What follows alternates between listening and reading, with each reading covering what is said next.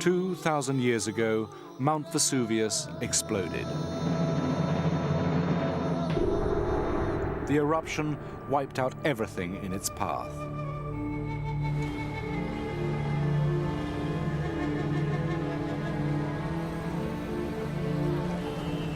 The 3 million people who live here today choose to ignore the night of 79 AD.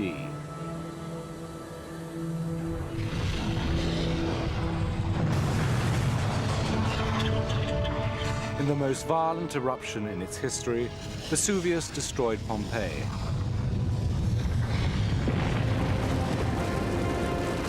Four minutes after the cone of the volcano collapsed, a rampaging avalanche buried the little-known Roman seaside resort of Herculaneum.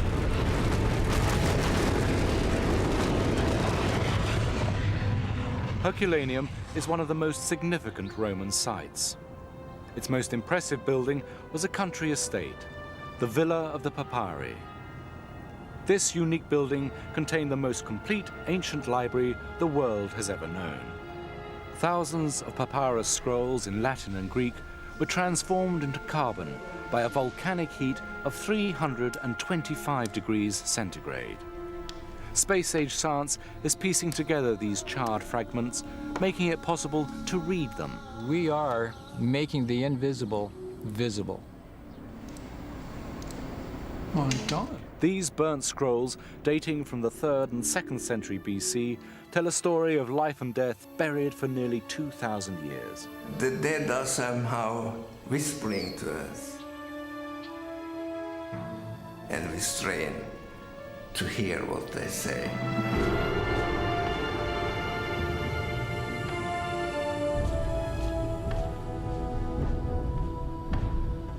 Vesuvius dominates the Bay of Naples in southwest Italy and the 18 towns that lie on its lower slopes.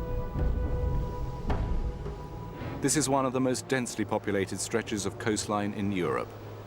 It remains an area at high risk of volcanic eruption. Living under the shadow of Vesuvius means gambling with your life.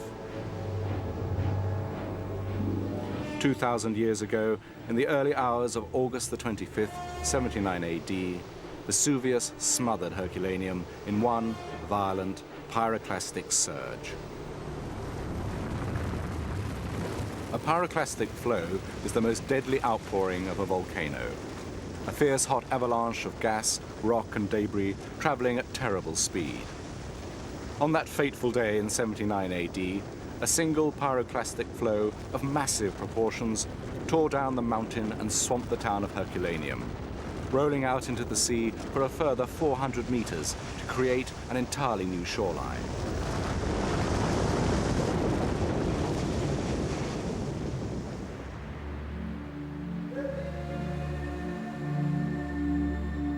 An eyewitness at the time wrote, "Future centuries will see, when crops grow back and render this desert green again, that towns and populations lay buried beneath their feet, and that the land of their ancestors disappeared in a sea of mud and fire."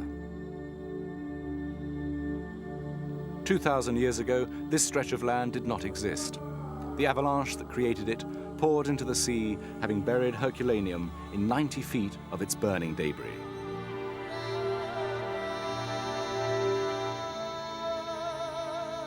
I really haven't been to Herculaneum without a sense of magic. It leans out and grabs you. Just 50 years ago, when Herculaneum was first excavated, it was recognized as the best preserved ancient town on the planet. Yet it is rarely visited and almost unknown outside Italy. Pompeii gets all the limelight, but you get a whole different line on ancient life from Herculaneum compared to Pompeii.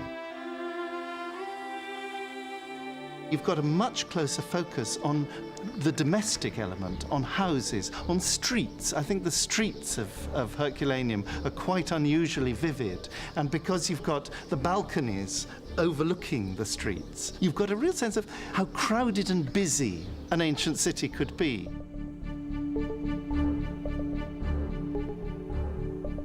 Historian Andrew Wallace Hadrill has a special knowledge of ancient Roman civilization. The extraordinarily well-preserved state of Herculaneum has enabled us to picture that world.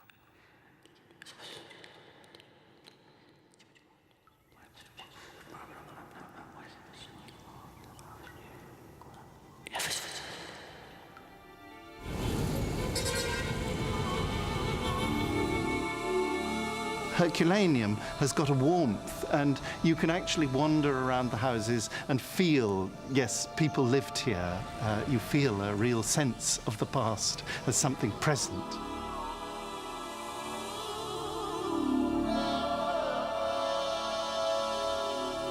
You're very lucky in most cases of ancient sites if anything's preserved above a metre above the ground.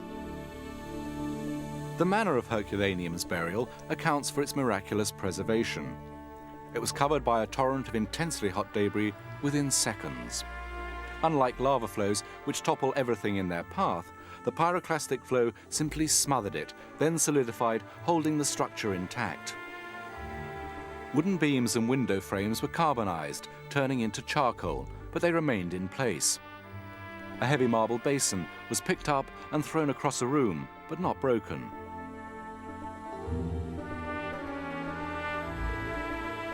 Hot ash and gas poured into every available space. When it cooled, it solidified around the ancient buildings. It still fills the unexcavated rooms as well as most of the streets in the town.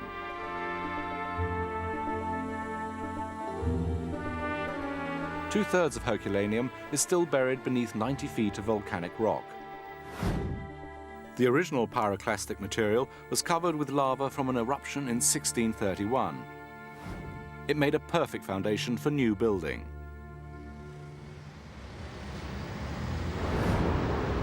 The modern-day town of Herculaneum was built on top of the ancient Roman resort, making further excavation virtually impossible. The slopes of Vesuvius are littered with buried ruins. Herculaneum was the first to be discovered, and that was completely by chance. This discreet 19th century doorway marks the entrance to one of the greatest archaeological accidents in history. 300 years ago, in 1709, a villager dug a well in her garden and tumbled into a 4-story Roman theatre. A semicircular building, it is the most perfect example of a Roman theatre in existence, and could seat thousands of people. When the theatre was first discovered, entrepreneurs and fortune hunters set out to plunder its treasures. Before long, anyone who could began tunneling furiously in all directions. Their rewards were ancient Roman artifacts. Thousands of statues, vases and frescoes were hacked out and removed. But the existence of such an important theatre led to further discoveries. If an important house is discovered, it could just be an isolated villa. But when a large theatre was found, it indicated the presence of a sizable town. It was the discovery of this plaque, and another one like it during the excavations of the 18th century, that revealed that this town was, in fact, the historic ancient town of Herculaneum. Most of the men who organized tunneling were only interested in hunting treasure. But as time went on, others mapped out and documented their findings. These explorers developed the modern science of archaeology. Archaeologist Antonio de Simone and geologist Umberto Cioffi followed the footsteps of those pioneers. This theatre is the cradle of all modern archaeology. It all began with the discovery of this monument. The existence of a magical place such as this helps us understand how archaeology started. Da dove veniamo è un fatto di emozione. Se noi pensiamo che qui ci sono passati I grandi maestri. For us, it's emotional and exciting to think that here, a long time ago, the first masters of our discipline worked. The thirst for new relics from the lost world was insatiable. Before long, those first chaotic excavations had produced a network of tunnels crisscrossing the entire region. During those frenzied days, the explorers stumbled upon a vast Roman villa, which was later recognized as the Holy Grail of Latin and Greek philosophy.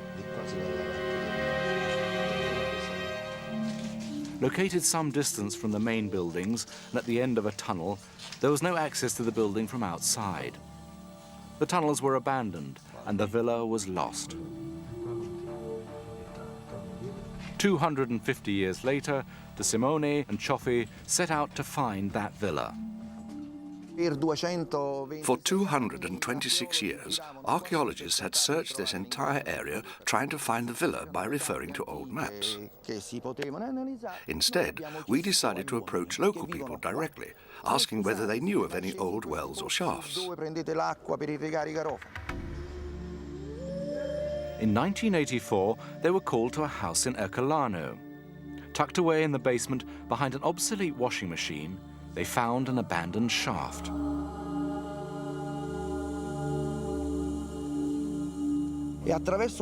We climbed down the well on a rusty ladder. And as we moved down, Antonio said, "I think I see something."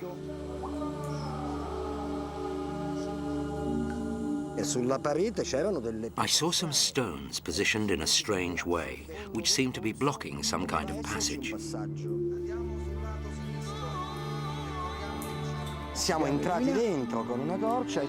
We went into the passage with our torches and found ourselves directly below the villa. I was able to push my head up through a small gap, and there, stretched out before me, were the floor mosaics of the villa.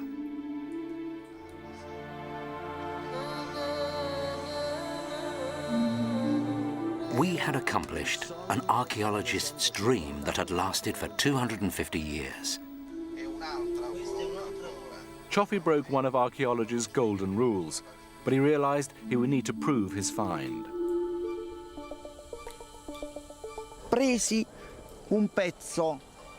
I picked up a small piece of mosaic to take to Mr. Conticello, the superintendent of Pompeii, so that he would believe us. We went to Pompeii and rushed into his office unannounced. He was sitting at his desk, and we placed the piece of mosaic in front of him. He thought we were joking. He went pale. He got up and said, "Have you found it?" And we said, "Yes, we found it." De Simone and Cioffi had rediscovered a building which was the crowning glory of their careers and of Herculaneum. In a pit carved from 2,000-year-old volcanic rock is the only surviving library of the ancient world. The Villa of the Papyri. This is part of Herculaneum, and this is the Villa of the Papyri. Part of it has been excavated from the volcanic rock which consumed it in 79 AD. It took 6 years for the team to open up and document even this tiny section of the villa. Most of the building is still entombed in 90 feet of rock, but detailed plans reveal just how stunning it was.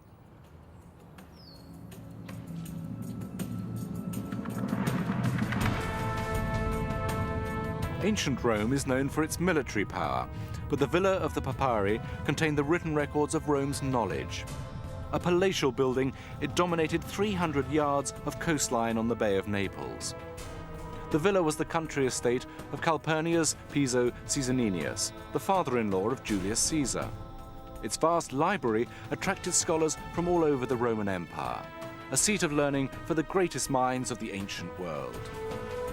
De Simone and Cioffi rediscovered the library, but not its contents. They had been removed 200 years before De Simone and Cioffi were even born.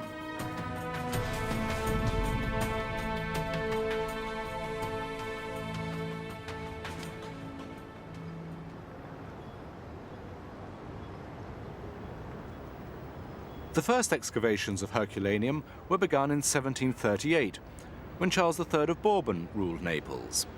The National Library in Naples was once the Royal Bourbon Palace. The most precious items from the Villa of the Papyri were removed and are now housed here, in temperature-controlled conditions.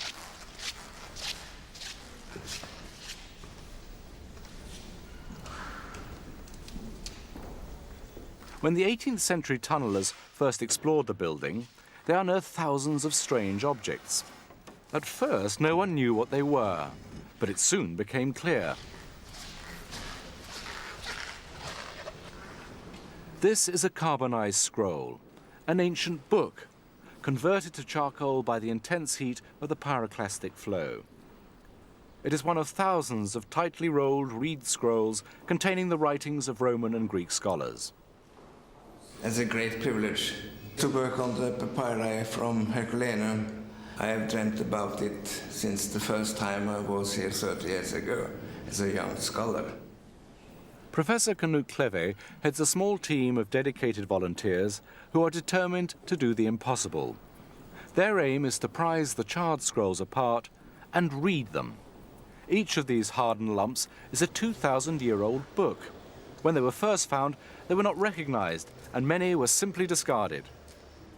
The first time they were found, they were believed to be charcoal for the fireplaces in the villa and thrown away. Once the early explorers realized the papyri were books, they did try to open them, often with disastrous results. Many were sliced through, stabbed at, and torn apart. Today, opening teams are trying to undo the damage. The scrolls Kleve's team is tackling are fused solid. The most difficult papyri were left to us when we started in the middle of the 1980s. There hadn't been open papyri for about 100 years. Kleve's team has pioneered a new technique to separate the layers of papyrus. They coat the outer layer with a gelatin and acetic acid solution. The gelatin holds each fragile layer in place, while the acid separates it from the one beneath. It's a piecemeal process, but it has enabled the papyri to be laid out and translated. There are still 1,000 papyri to be opened, and I think it will take more than our lifetime to open them. I would describe it as listening from a voice from the grave, from the dead. The dead are somehow whispering to us in those papyri, and we strain to hear what they say. Opening the ancient books is only the beginning. Reading them has been extremely difficult, the results patchy. But a new scientific technique might change that. We are making the invisible visible. Stephen Boras travels the world applying NASA technology, developed to photograph stars and planets, to the deciphering of ancient texts.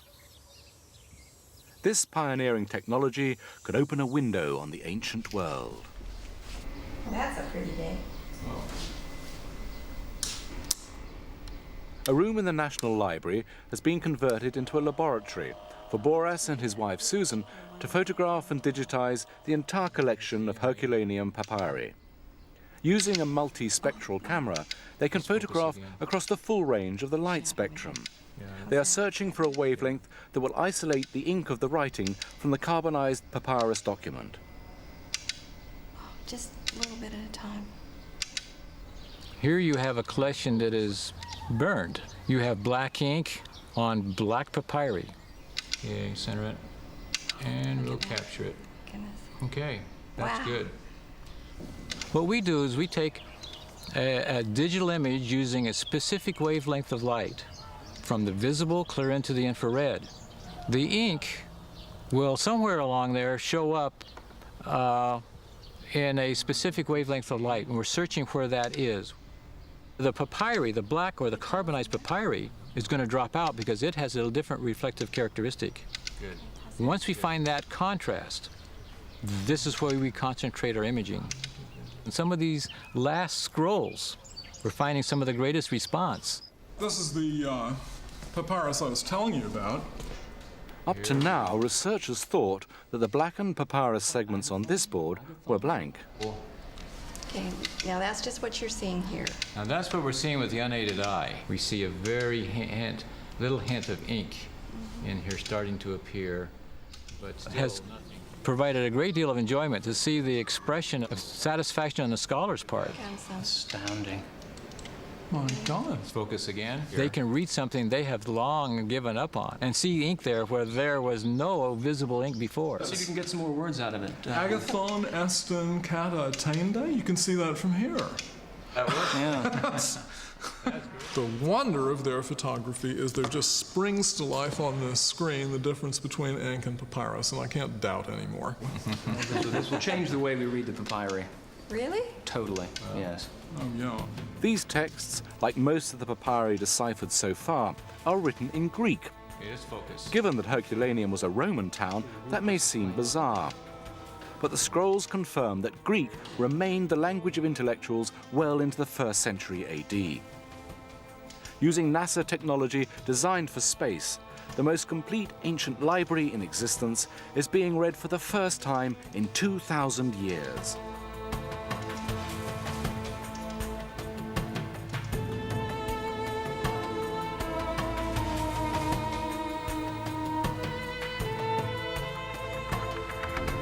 Forensic science is gradually making sense of the scrolls. But until the digital archive is complete, the only way of reading Herculaneum's books involves days or years hunched over a microscope. Even so, the sensation of being the first to decipher the texts is thrilling. These are unique.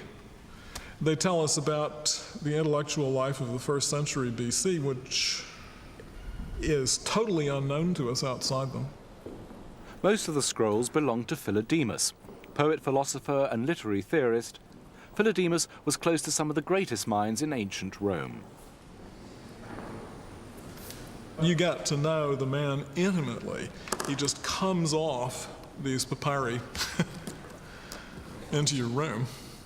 This guy was a beloved member of high Roman society. He clearly knew great people like Lucretius, Catullus, and Cicero. Of his own generation and of the next generation, he taught people like Virgil and Horace. Now we know how Virgil was educated. Now we know what kind of lectures he heard when he went to school. The writings reveal that Philodemus was a disciple of Epicurean philosophy. Epicurus was a Greek philosopher living in 300 BC. He rejected God and an afterlife and advocated the pursuit of pleasure through the avoidance of pain as a way of life. Under Philodemus's influence, Epicurean philosophy attracted a strong following. Epicureans basically say, there's no God you need to worry about. There's only life. When you die, so that wasn't a welcome message in the 18th century. It might seem a little more relevant now. The upper echelons of Roman society embraced Greek culture, particularly the philosophical teachings. After Philodemus's death, Epicureans still came to study the papyri, which championed the carpe diem, seize the day attitude. We must exercise ourselves in the things which bring happiness, since if that be present, we have everything. Epicureans valued stimulation of the mind as a route to happiness too. Let no one be slow to seek wisdom when he is young, nor weary in the search for it when he grows old. Herculaneum was no workaday town. Its elegant private and public buildings reflected the Epicurean belief in living life on earth to the full.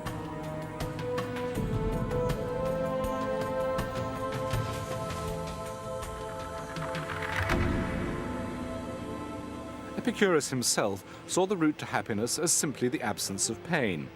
But by the 1st century AD, the hedonistic pursuit of pleasure had become an end in itself. Herculaneum's suburban baths are spectacular, reflecting the residents' devotion to physical pleasure. Water is one of the defining features, if you think about it, of Roman civilization. Aqueducts, baths. And baths like these were one of the great technological marvels of the Roman Empire. Coming to the baths was a really important social occasion. Everyone in the town does it. If you look around the houses, very few of them have private baths. The very rich have baths, but those too would be places where they'd invite their friends to, because bathing is a communal activity. And it's like any social activity, it's full of its rituals. You don't simply bathe.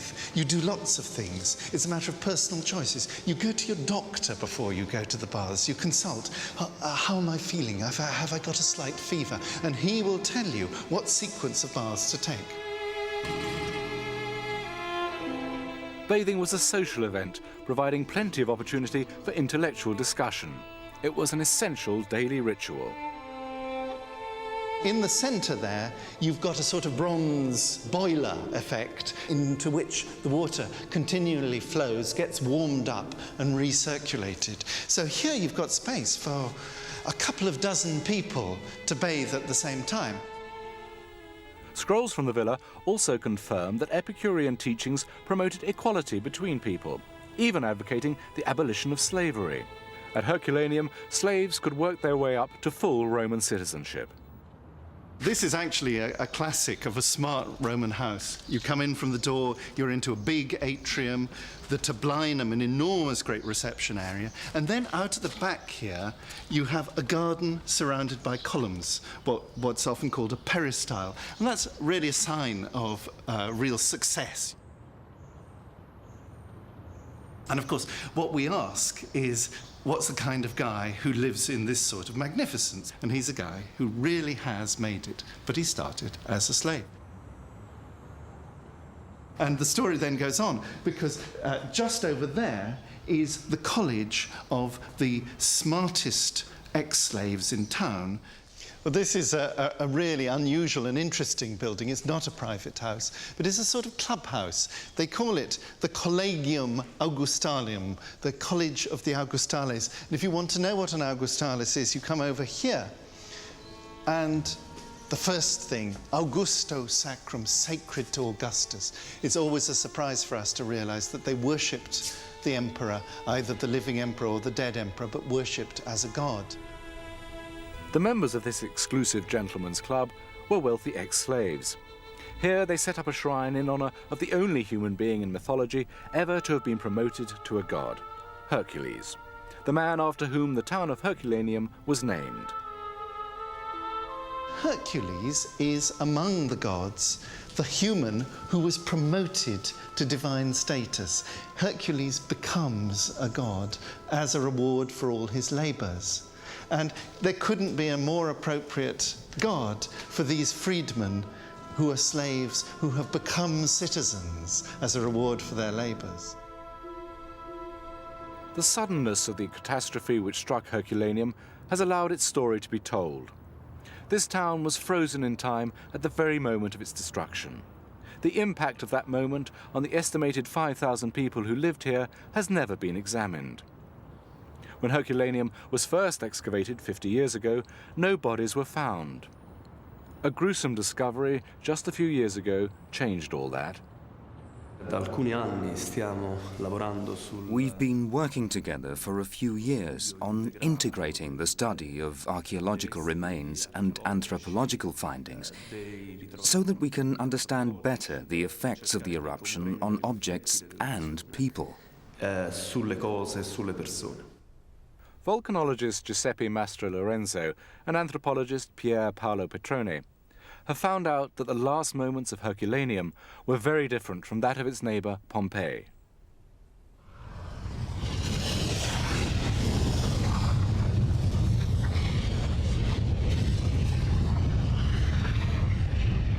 From the very moment the pyroclastic flow burst from Vesuvius's crater, Herculaneum was doomed. A study of the research shows that the avalanche had an internal temperature of 325 degrees centigrade. Traveling at 65 feet a second, the flow covered the distance of 7 miles from crater to coast in just 4 minutes.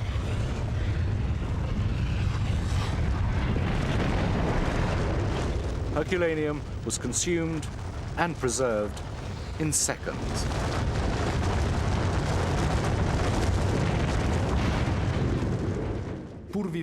Even though they lived beneath one, people at the time had little understanding of volcanoes. To most people, it was just a mountain.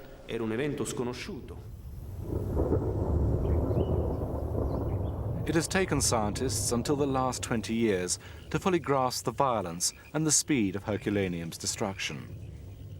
Until then, the ferocity of pyroclastic flows was little understood.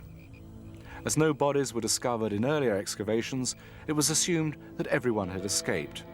But in 1981, scientists made a chilling discovery. Along Herculaneum's original seashore were a row of boat chambers. When they were exposed, it was found that hundreds of people had taken refuge here, spending their last moments huddled together for comfort.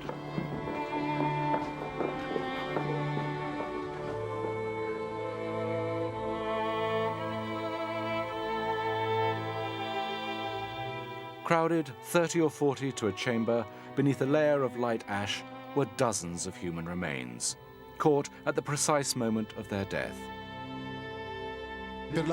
For the first time here, we've had the opportunity to study groups of skeletons in situ, in the exact position where they died.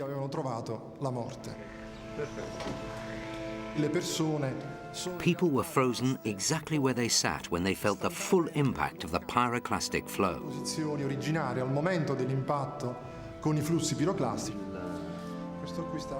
Studies of the remains reveal that this was a moment of horror. Petroni and Mastro Lorenzo found evidence of heat so extreme that teeth shattered. Examination of the skulls suggests that the blood inside them may have boiled. The bodies of over 300 people have been found so far. A few had reached the beach, but most people crammed into the 12 boat chambers. The position of the bodies as a group tells a powerful story. Bound in a fearful embrace, they were boiled, then smothered by a pyroclastic flow they probably didn't even see coming. Their reclining positions suggest that most were asleep. In one corner, the bones of an unborn child were found beneath those of its mother's ribcage. Most likely waiting to be evacuated by sea, their discovery has also thrown up an intriguing question. There is a varied cross-section of people within the chambers. Adults, children, young people, women, men. But there are no old people. Very few people over 40. So, where are the other people of Herculaneum? The absence of Herculaneum's older inhabitants is puzzling. Were the older citizens, the intellectual elders, so revered that they were first to be evacuated? We know from the dominance of the Villa of the Papyri that ancient Roman civilization prized knowledge above most things.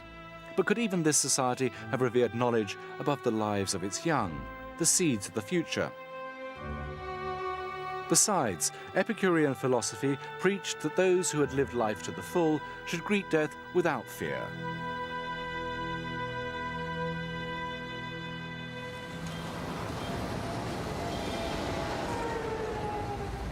It might simply be that older people couldn't make it to the beach.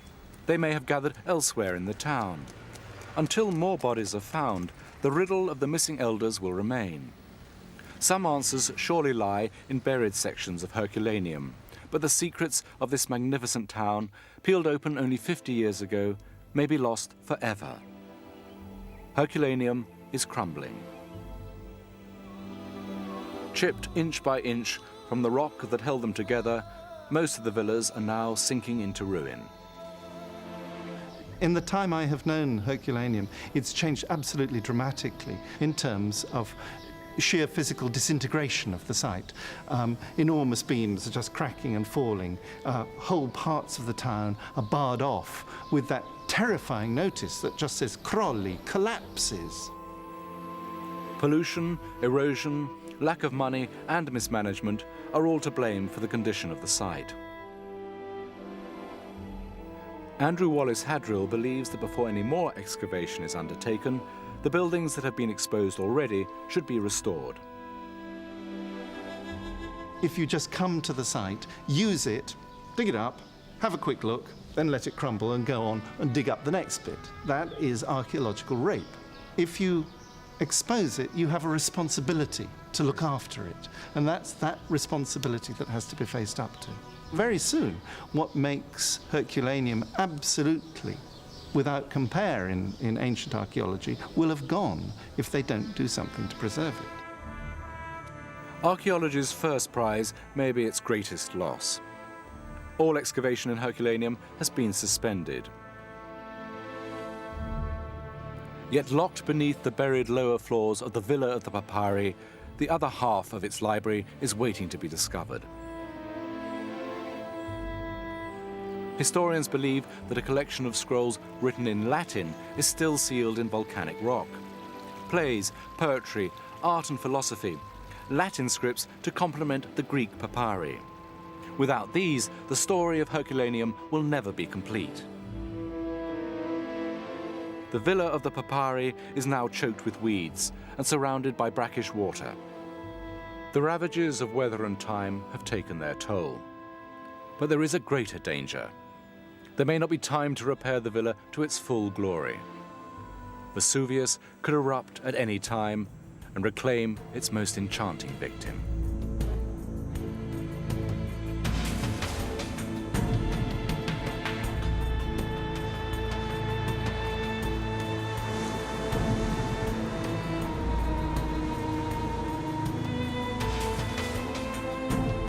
Mount Vesuvius will erupt again.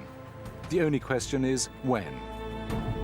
Philodemus's treatise on death and his admiration for those who embrace it could have been written for those who gamble with life by living here now. All this anxious love of life of theirs comes only from the fear of death, and they try to push all images of it away from them. And then, when it comes too close and vivid to ignore, a strange thing happens to them.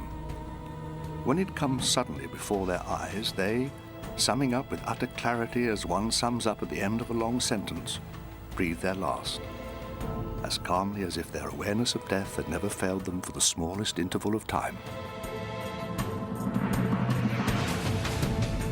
Vesuvius has erupted at least 100 times in the last 6,000 years. Before the 79 AD eruption, the volcano had stood dormant for nearly 700 years. No wonder people had no fear.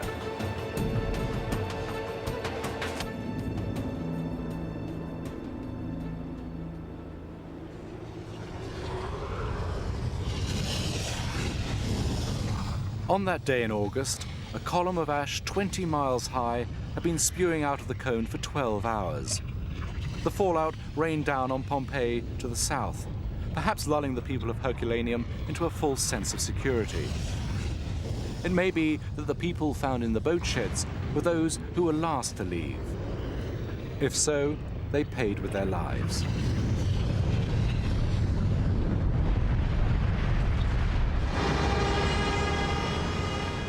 Today, there are elaborate evacuation plans for the entire area surrounding the volcano.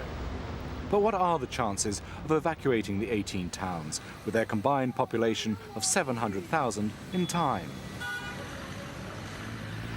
Portici is a typical example. It's just one of the densely packed towns which make up the urban sprawl between volcano and coast. The town of Portici has one of the highest population densities in Europe. There are 13,000 inhabitants per square kilometre. It's a huge number.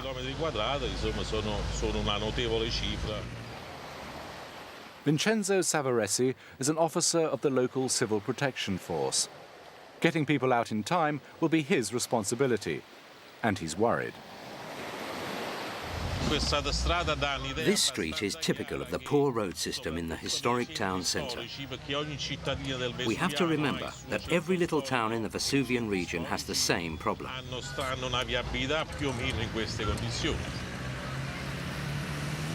The narrow streets make efficient evacuation unlikely. The poor state of most of the buildings means that many of them would collapse with the first earth tremors of an eruption, blocking escape routes. Savaresi is under no illusion as to the immensity of the task facing his civil protection force. His work is made more difficult by local attitudes. most people ignore the risks, despite the warnings of history. In 1631, after an eruption that killed 4,000 people, blunt advice was etched on a plaque in the center of town. If you love life, do not think about material goods. Do not think about the things of value. Leave everything and run away. An emergency plan is working when every individual knows what to do in the event of an emergency. That just isn't the case yet. This means that if there were an eruption today, we couldn't say for sure that everyone would know what to do. Most people ignore the problem. Portice's 64,000 residents between them own 30,000 vehicles. Unless people follow an evacuation strategy, there will be chaos. Even if you were lucky enough to make it out of the town, there is a single access road feeding onto the two-lane autostrada.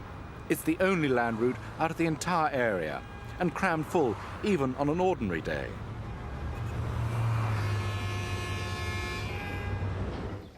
There was no effective road access out of Herculaneum. Escape had to be by sea, and Portice's saving grace might also be its harbour. But if Vesuvius were to erupt tomorrow, thousands of evacuees from villages all over the region, trapped between volcano and sea, would flood this entire coastline. The simple fact is that the local population have no reliable means of escaping a Vesuvian eruption, by land or by sea. Little has changed in 2,000 years.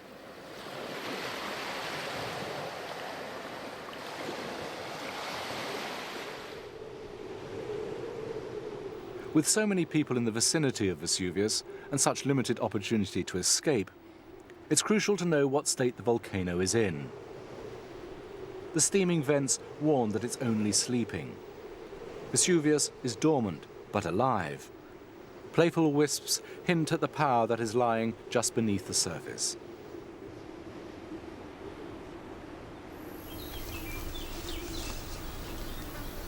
Ancient people had little knowledge of the violent nature of their surroundings. Today's population has the sophisticated new science of volcanology on its side. Vesuvius has been identified as one of the most dangerous volcanoes on the planet.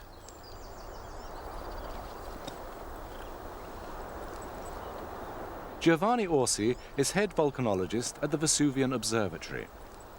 Vesuvius is studied more closely than any other volcano in the world. The last eruption was only 55 years ago. We are sitting here on a lava flow, and this is the last lava flow generated by Vesuvius. This is the lava flow which was extruded during the 1944 eruption. By Vesuvian standards, it was nothing. Even so, it completely destroyed the small town of San Sebastiano.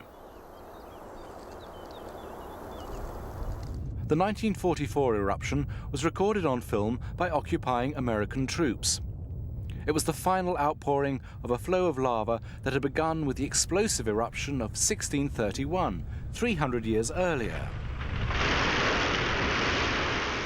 The slow-moving flow was easily avoided.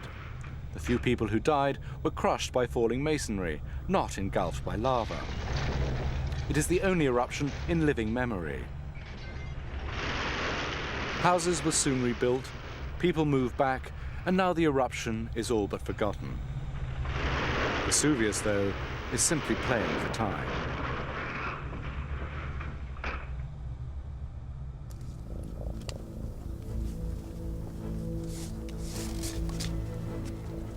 The volcano has been dormant for over 55 years, but the longer it sleeps, the stronger it grows.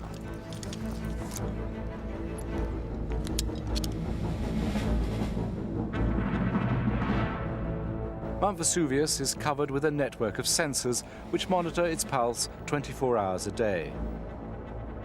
These measure vertical ground movements, tilt, gravity, seismic activity, and temperature. One of these sensors is within the crater itself.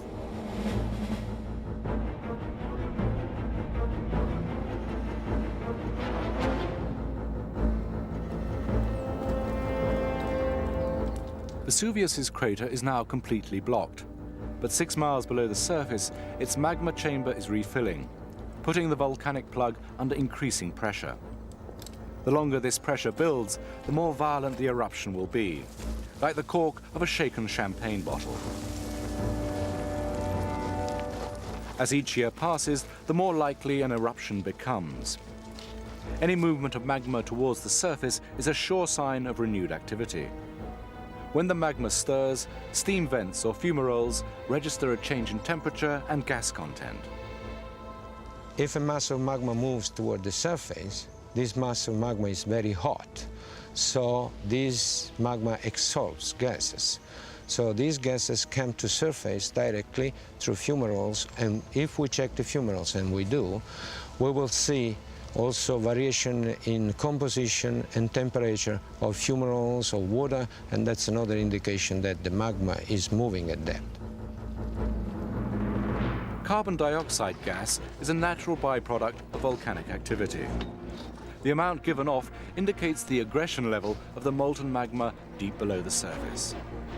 The composition of the gases emitted from the fumaroles could be very influenced by the magma at depth. So when some of this component increases, we have information about, eventually, about the movement of the magma. The entire network is linked via radio to the observatory's nerve center in Naples.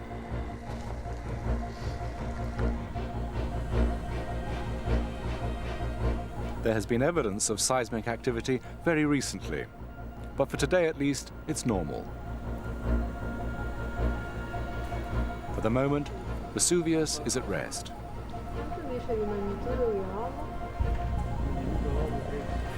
The Vesuvius Observatory is really a reference point for the people living in the area. They call us, they ask us questions every day.